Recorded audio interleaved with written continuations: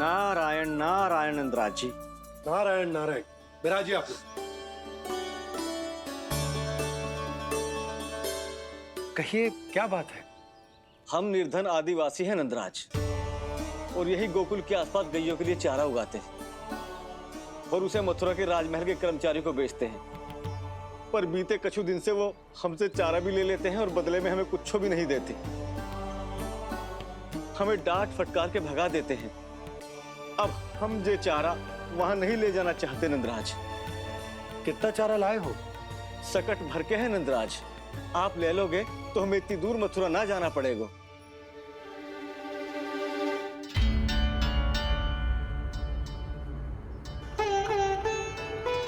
इतने चारे के बदले एक बोरी चावल पर्याप्त होंगे आप सबको? ये तो बहुत अधिक है नंदराज। हमारे लिए तो चावल की आधी बोरी ही पर्याप्त है। बंसी, एक बोरी चावल लाकर इन्हें दे दो और ये चारा गौशाला में रखवा दो। जी नंदराज।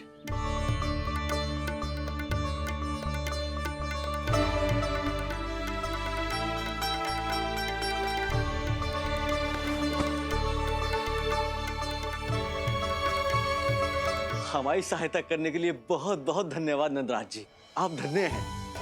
नंदराज की जय, नंदराज की जय, नंदराज की जय, नंदराज की जय, नंदराज की जय, नंदराज की जय। आपने भी सहायता की, इसका अर्थ है कि आप भी अच्छे बालक हो पापा। अरे मेरे कान्हा, आजा। कान्हा, मैं गोकुल को राजा हूं ना, इसीलिए अपनी प्रजा की सहायता करना मेरा कर्तव्य है। इसी तरह तू भी गोकुल को राजकुमार है। इस नाते एक बात तू गांठ बांध ले कि कोई भी कभी भी तेरे द्वारे से निराश ना लौटे। तभी तू अच्छे बालक के साथ साथ अच्छा राजकुमार कहलाएगा। समझ गए हो? मैं समझ गई बाबा। चल, अब मैं उपनंद भैया को बताकर आता हूँ कि इन लोगों को चारा बेचने के लिए कहीं और जाने की आवश्यकता न है। तू घर संभाल।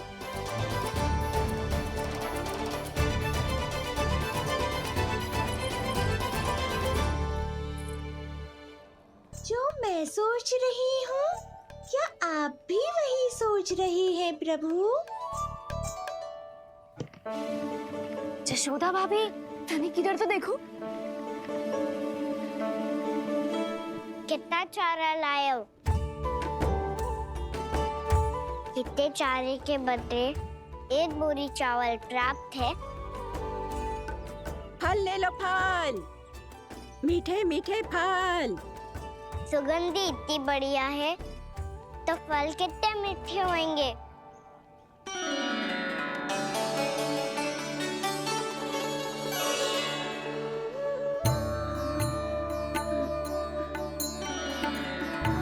लल्ला, फल चाहिए?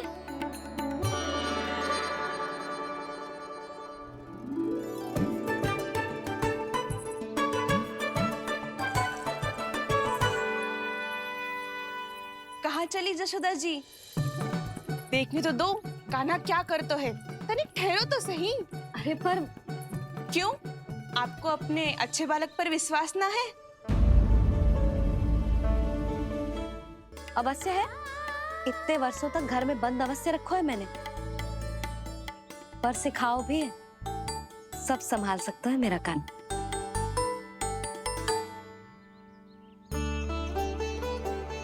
संभाल लियो लल्ला, अपनी मैया की लाज रखियो।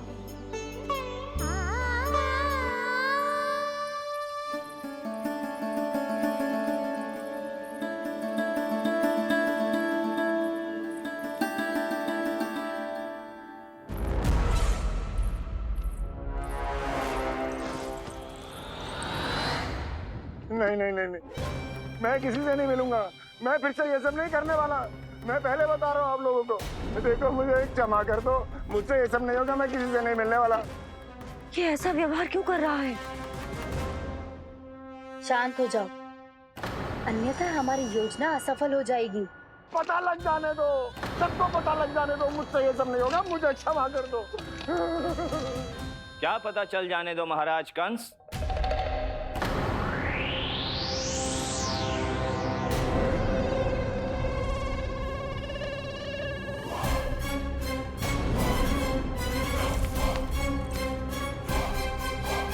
कौन है वहां?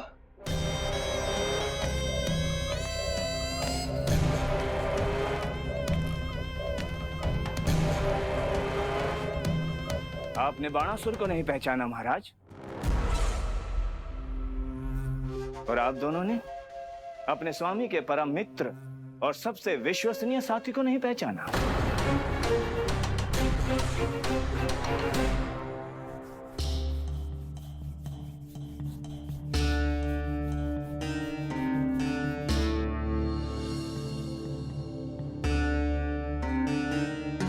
नारायण का बहुत बहुत धन्यवाद। रात भर प्रयास करता रहा, पर तुम्हारी मूर्छा टूट ही नहीं रही थी। कहीं कंस के हाथ में वो तलवार देखकर तो नहीं, उस राक्षसी तलवार पर रख देखकर मेरा हृदय कांप अवश्य गया था, पर मेरी मूर्छा का कारण वो तलवार नहीं थी स्वामी। तो फिर?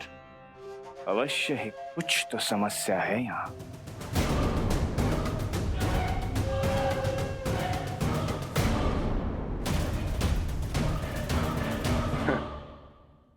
मित्र बाणासुर, बड़े दिनों बाद भेंट हो रही है और कंस के रहते कभी कोई समस्या हो सकती है क्या? चिंता की कोई आवश्यकता नहीं। अरे बातों में क्या रखा है, आओ गले लगो।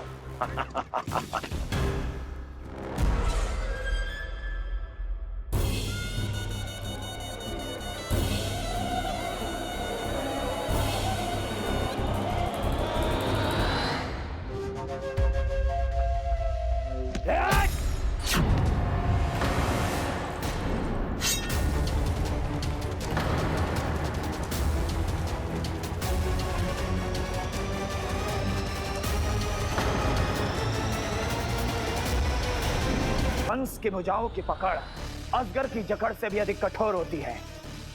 तुम कंस नहीं हो। मित्र बाणासुर, ये तुम क्या कर रहे हो? भय से कपकपाना यह सिद्ध करता है कि तो कंस कहलाने के योग्य भी नहीं है। सत्य बता, कौन है तू? मेरी मूर्छा का कारण था वो व्यक्तित्व, रक्त से सनी तलवार जिसके हाथों में थी। वो व्यक्ति कंस नहीं था स्वामी।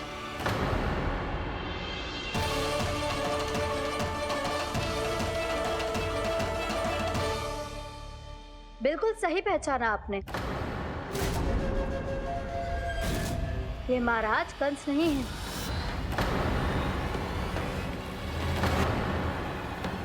यदि वो कंस नहीं था तो फिर था कौन?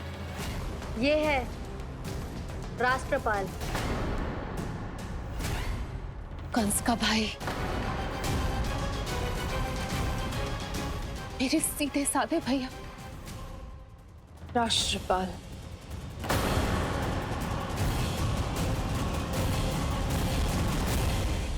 इसका तो एक ही अर्थ है स्वामी,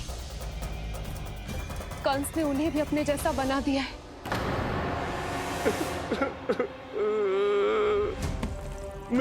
नहीं, भ्राता बाणासुर, मैंने कुछ नहीं किया, मुझे क्षमा कर दो। इन दोनों ने मुझसे बलपूर्वक सब कुछ कराया है। क्या करवाया? और कहां है मेरा मित्र कंस?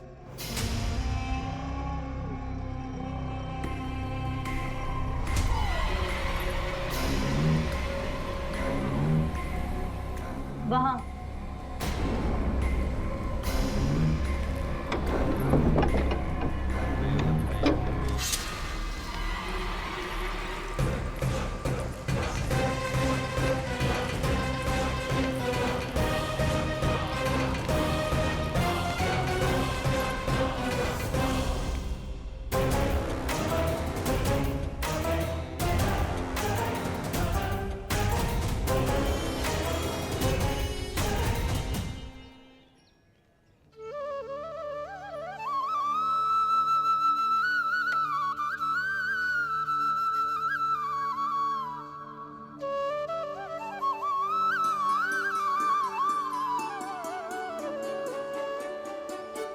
तुझे सच्ची में फल चाहिए ना? कहीं औरों की तरह तेरी मैया भी क्या है ये पूछकर वापस तो नहीं भेज देगी ना? व्यर्थ ही मत कष्ट दो इस बुढ़िया को। ना ना, फल लिए बिना थोड़ी जाने दूंगो। सुबह से बहुत सारा काम करो है मैंने। अब तो तीव्र भूख भी लग गई है।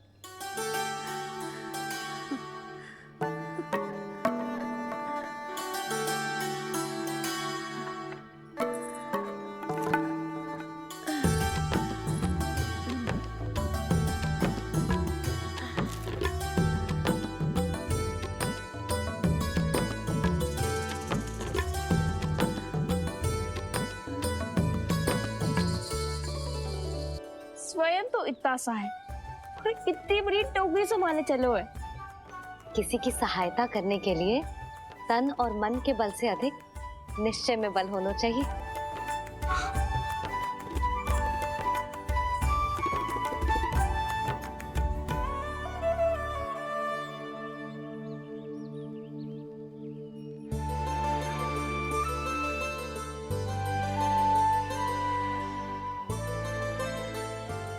ये तो नन भवन है ना?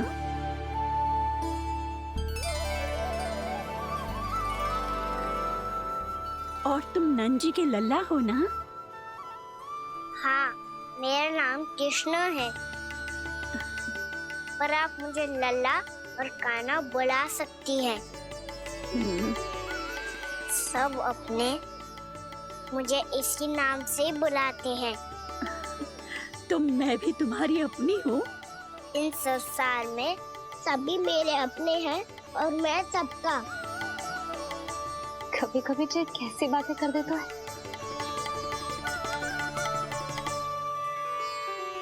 जितना सुना था तेरे बारे में, तू उससे भी अधिक अच्छा है लल्ला। सच्ची?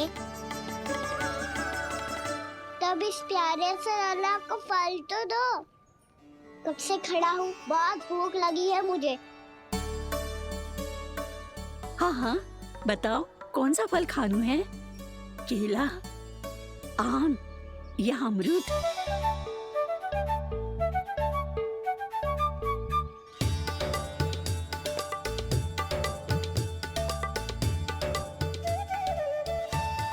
आम दिखने में मीठे लग रहे हैं, अमरूद बहुत रसीले और केले मेरे जैसे पीले वस्त्र पहन के बहुत अच्छे लग रहे हैं।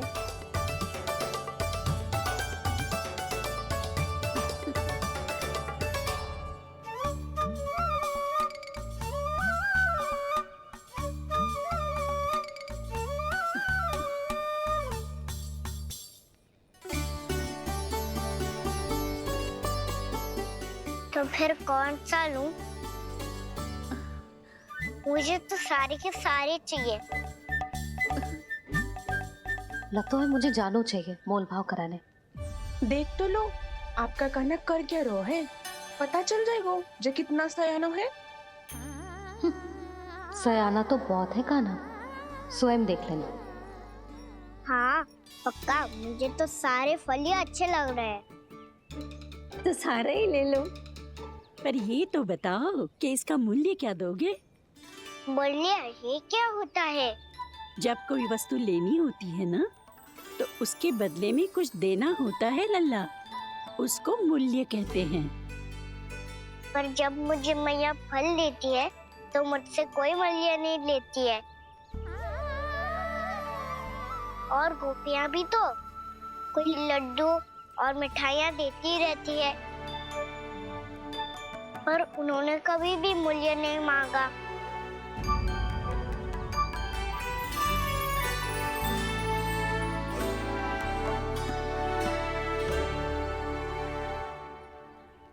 मैं भी कैसी हूँ, एक नन्हे से बच्चे से मूल्य मांग रही हूँ। जी तो कर रहा है सब कुछ न्यौछावर कर दूं इस पर। ये फलों की टोकरी क्या है?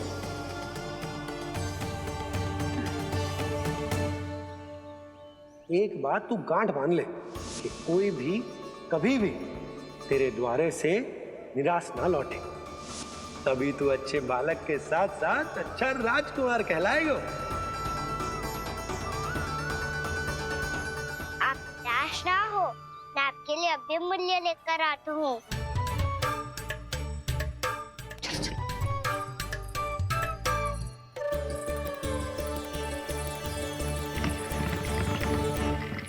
मैया, बाहर एक फल वाली मैया आई है, मुझे उनसे फल लेना है। मैं उन्हें क्या मूल्य दूं? इस संसार में कोई भी वस्तु लेनी हो तो उचित मूल्य चुकाना तो पड़ता है। जे बात तो इसे सिखाना ही होगा। लल्ला, कुछ पानो है तो कुछ देना भी पड़ेगा। मूल्य ऐसा होना चाहिए कि विक्रेता को कम ना लगे और स्वयं देने वाले को अधिक ना लगे। मैया, आप ही बता दो ना। मेरा लल्ला इतना बड़ा हो गया है, मैं क्या बताऊं? ये निर्णय स्वयं ले ले।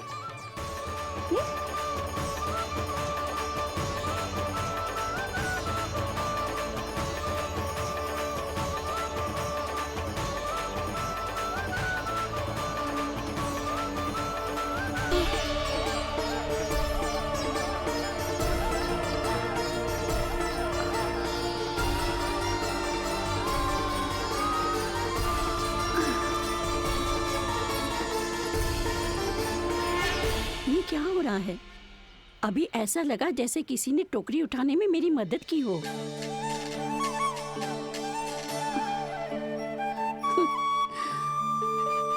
आज बहुत भ्रम हो रहा है। लगता है नारायण के पास जाने का तेरा समय आ गया है बुढ़िया।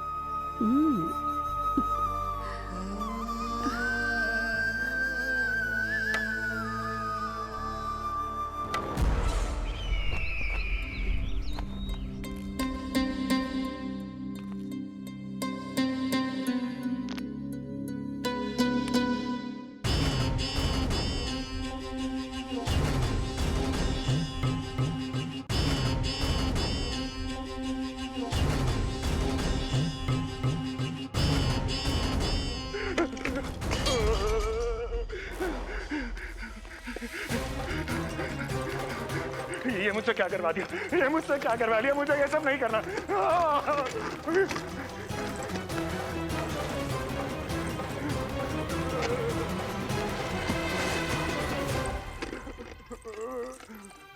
मुझे नहीं रहना यहाँ, मुझे नहीं रहना। मुझे जाने दो, मुझे क्षमा कर दो, मुझे क्षमा कर दो,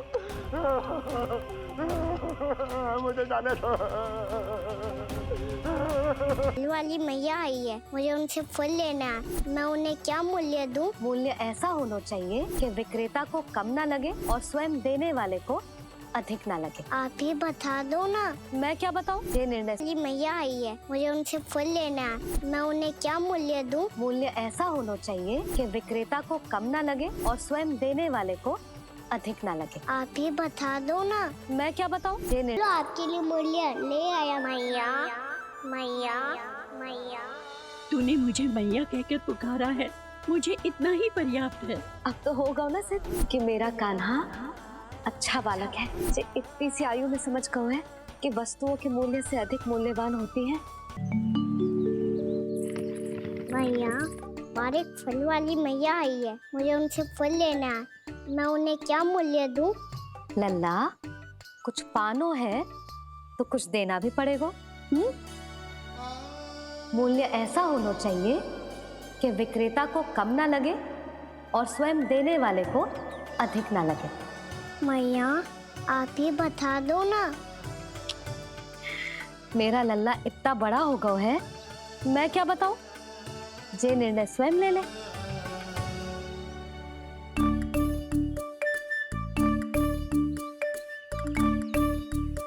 मैं समझ गई मैया, फलों के बदले क्या मूल्य देना है मुझे।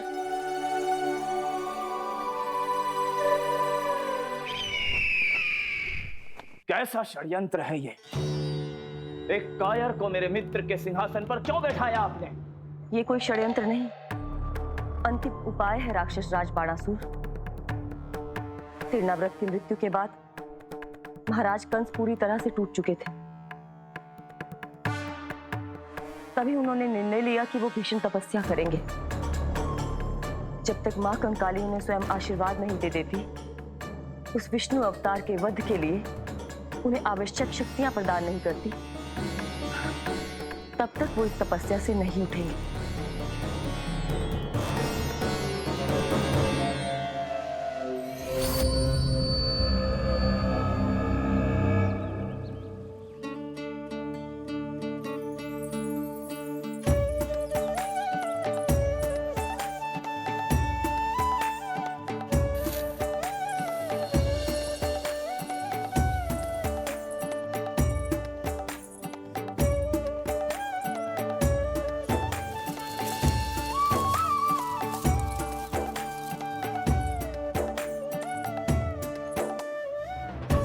जितना लेगा है उससे अधिक तो गिरा दियो इसने।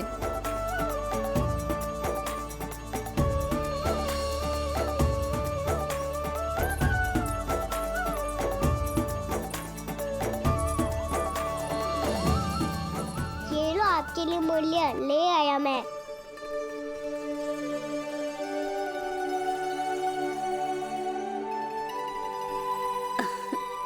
ये 2-4 दानों से तो एक समय की भूख भी ना मिटेगी मेरी।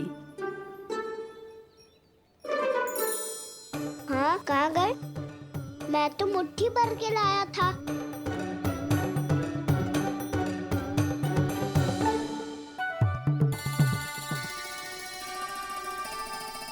क्षमा करना फल वाली मैया, क्षमा करना फल वाली मैया, क्षमा करना फल वाली मैया।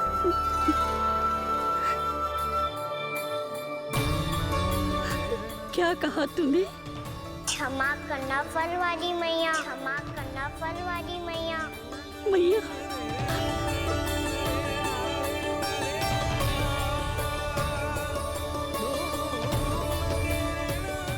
आप इतने रखो, मैं और लाता हूँ। चिंता मत करो मैया, इससे अधिक और लाऊंगा मैं।